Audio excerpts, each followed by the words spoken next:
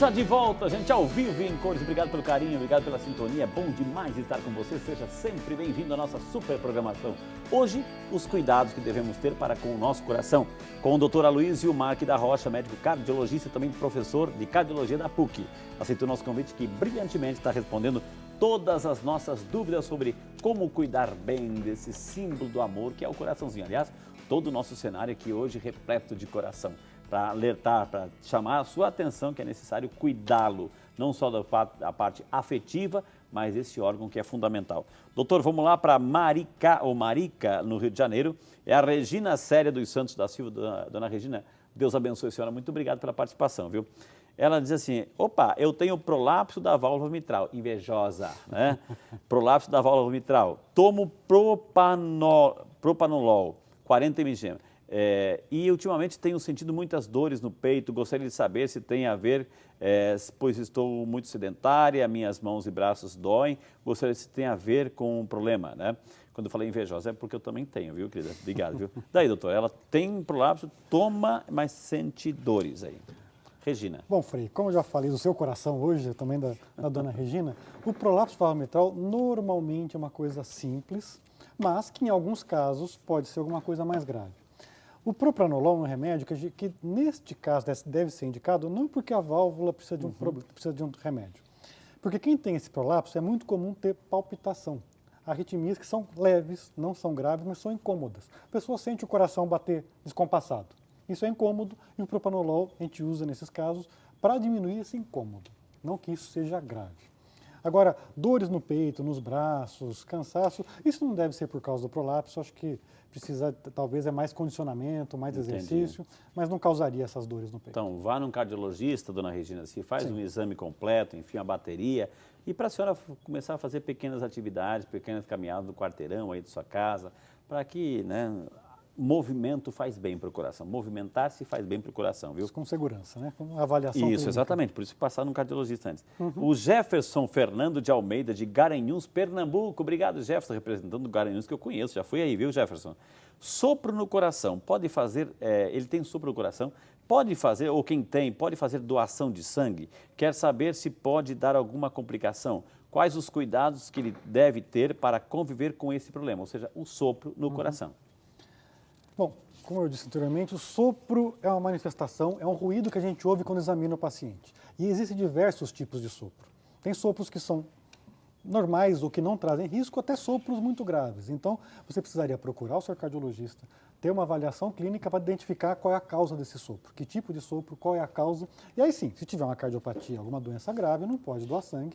Mas se for um sopro inocente, sem nenhuma outra complicação, vida normal, inclusive doação de sangue. Doutor, eu estou vendo aqui nos corações, aqui, tumores no coração, ou seja, pode ter um tumor maligno, um câncer no coração? Felizmente é muito raro.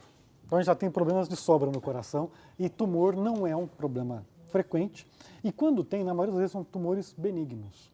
E que às vezes até precisam de cirurgia para serem retirados. Entendi. Mas não são cânceres. Agora, existe câncer do coração, mas é extremamente raro, então tumor não é uma grande preocupação para a maioria das pessoas. Eu estou vendo lá os câmeras, é o que eu estou lendo aqui, viu, câmeras? Angina, doutor, angina. O que é uma angina? Isso é uma coisa importante. Angina é uma dor no peito. Como eu disse, angina o infarto, igual dor no peito. Dor no peito. O infarto é uma dor intensa, súbita, que não melhora com nada, que é uma coisa mais grave. A angina é a dor típica daquela pessoa que vai subir uma escada, vai correr para pegar o ônibus, vai fazer algum esforço e sente dor no peito. Aí a pessoa tem que parar, descansar, essa dor vai passando depois de alguns minutos. Entendi. Então é uma dor normalmente relacionada com esforço, é o mais comum, e está relacionado com entupimento nas coronárias também.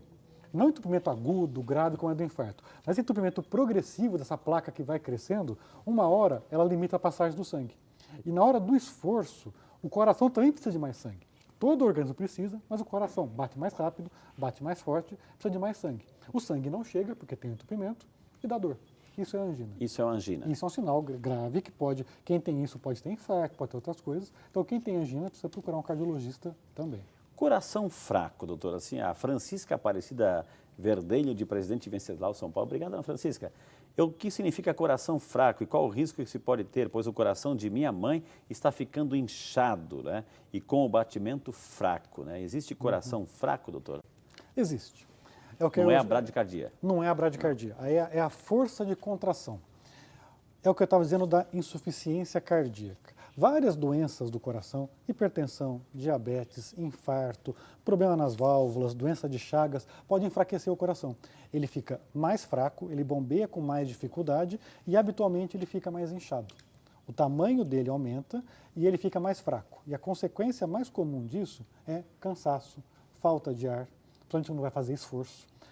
Pode ter aquilo que a gente viu anteriormente de inchaço nas pernas, pode ter aquela falta de ar que dá à noite quando se deita. Então, a insuficiência cardíaca é um sinal de enfraquecimento do coração e já é então uma doença do coração já mais avançada e que aí sim precisa de cuidados especializados.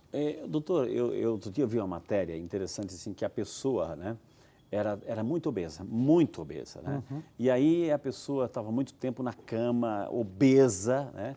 E aí o médico assim, não tem que fazer, o medo, o problema pode ter um trombo, que ele pode, então tem que colocar uma peneirinha ali, isso aqui para não levar para o coração, etc. O que é isso, doutor? Bom, isso também é uma coisa bastante rara, felizmente, de precisar dessa peneirinha ou desse filtro. Mas trombose nas pernas pode ser uma coisa muito grave. Trombose é quando forma um trombo, um coágulo. O sangue ele é feito para ficar líquido circulando. Quando ele não circula bem, ele coagula. Assim como a gente se corta. Quando corta, sangra um pouco e o sangue coagula. E vem as plaquetas ali. Pá. Isso é natural. Então a formação de um coágulo, de um trombo, é uma proteção contra sangramento. Só que o sangue, quando ele está parado ou muito lentamente passando, ele não é feito para isso, ele é feito para circular. Quando ele fica muito lento, passando por uma veia, por uma artéria, ele pode trombosar, coagular, ficar duro dentro da veia. E esse trombo pode se soltar dali da veia e ir viajando por dentro do organismo e normalmente vai parar no pulmão, que é a circulação natural que vem das veias, vai para o pulmão. E isso pode ser uma coisa grave, que a gente chama de embolia pulmonar. Isso pode ser bastante grave. E essa trombose nas pernas, que a gente chama de trombose venosa profunda, que pode levar a uma embolia pulmonar, ela acontece principalmente em algumas situações, em que a pessoa está imobilizada, então obesidade, imobilização por cirurgia ortopédica, por exemplo, pessoas que sofreram acidentes, e tem que tomar alguns cuidados para isso não acontecer. Por isso que é necessário movimentar sempre. Movimentar, porque o sangue não foi feito para ficar parado. O Agora, sangue parou, ele coagula e isso pode trazer consequência grave. Muita gente diz assim, qual é o problema que você tem? Eu tenho sangue grosso. A pessoa, cuidado com não comer isso porque isso engrossa o sangue. Não, isso é mito. Isso é mito. Raras situações que são bem raras e que o sangue fica mais viscoso, mais grosso, mas não. Mas, para muitos tratamentos na cardiologia, a gente usa remédios para afinar o sangue. Não que ele estivesse grosso. É que afinar é um termo leigo para a gente usar, que são medicações que diminuem a formação de trombo. Que o AS é um deles, né? Ou antiplaquetário, como é o AS, que vai agir nas plaquetas, ou anticoagulante, como é o Varfarin, que é um remédio comumente utilizado, e que a gente usa para afinar o sangue. Não que ele estivesse grosso, mas que na condição normal dele, para aquele paciente, ele pode formar trombo, e a gente usa medicações anticoagulantes para evitar que isso forme. Entendi. Então tem diversas áreas da medicina que a gente pode usar isso. A Maria Cristina Torres de Campinas, obrigado, Ana Maria. Ela, sim, o senhor falou assim que tem um exame de contraste, né? Mas quem tem alergia de contraste, como pode fazer esse exame, perguntou ela. Né? Pois é, tem muitas recursos, né? vezes tem que usar o contraste iodado, que é o contraste da tomografia, é o contraste do cateterismo, e algumas pessoas podem ser alérgicas mesmo. Então a gente tem outras formas de chegar ao mesmo diagnóstico muitas vezes, e quando não tem, quando realmente é necessário fazer um exame contrastado em alguém que já teve alergia, existem medicamentos que a gente pode usar para minimizar, para dessensibilizar a pessoa e ela poder fazer o exame. É raro a gente não conseguir fazer quando realmente precisa por causa de alergia.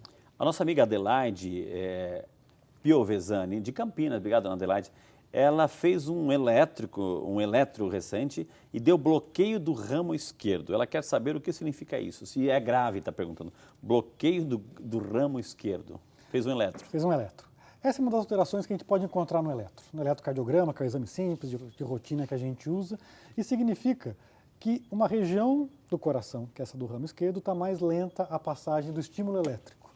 Isso pode ter diversas causas, pode estar associado a diversos problemas do coração, mas isso não dá sintoma, isso não necessariamente é grave.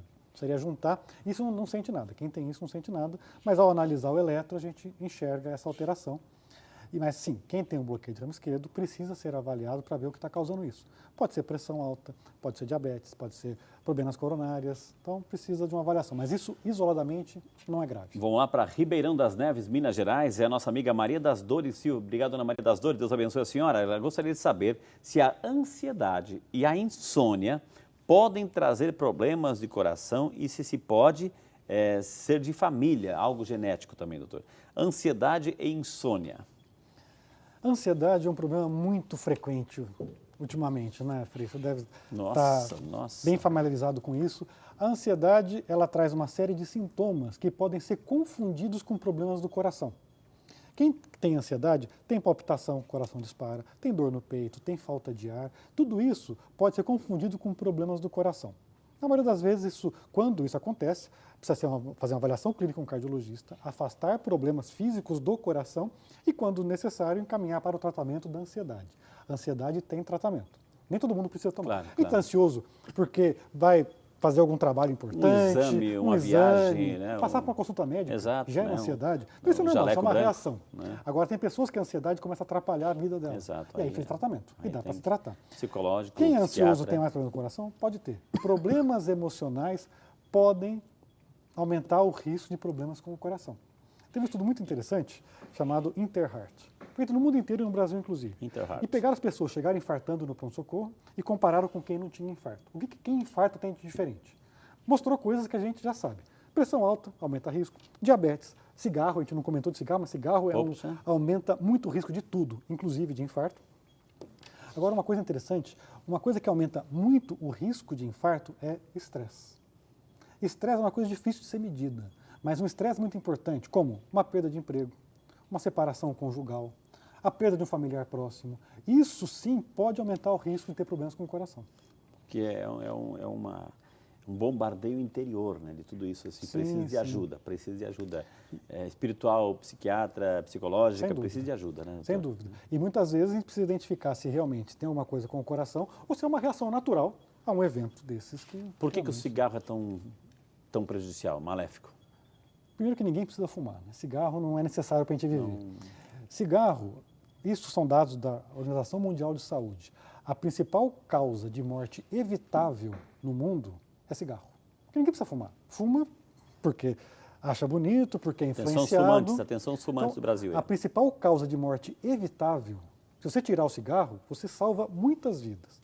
E por quê? O cigarro aumenta o risco de câncer, não é só de pulmão, de boca, de laringe, de bexiga, de intestino, de mama.